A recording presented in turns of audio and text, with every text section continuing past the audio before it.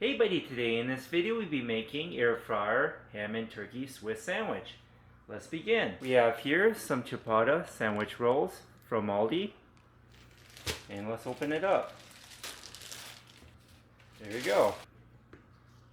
Looking good. We have here some salted butter and we're going to add it on top of the bread. Looking good. This is what it looks like before we put it in the air fryer. Let's open it up. Already lined the bottom of the basket with some aluminum foil to make it easier to clean. Let's put it in. Looking good. Now let's put it in. We're going to leave it at 350 degrees for a total time of 5 minutes.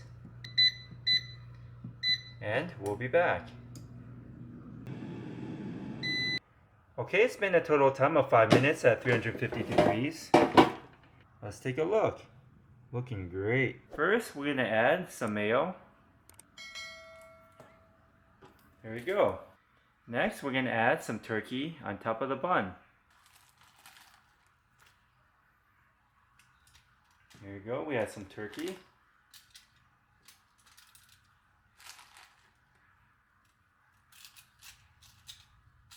There you go. You can add more or less depending on your preference. We have here some Swiss cheese. And we're going to add the Swiss cheese on top of the turkey. And lastly, we're going to add the ham.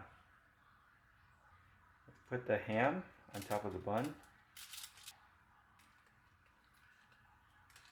There you go. That should be enough ham. There we go. We have ham on one side and turkey and Swiss cheese on the other side. Now let's put it in. We're going to leave it at 350 degrees for a total time of 4 minutes. And we'll be back. Okay, it's been a total time of 4 minutes at 350 degrees. Let's take it out. Looking wonderful. The cheese is nicely melted. Let's take it out. There you go. Next, we're going to place it on top.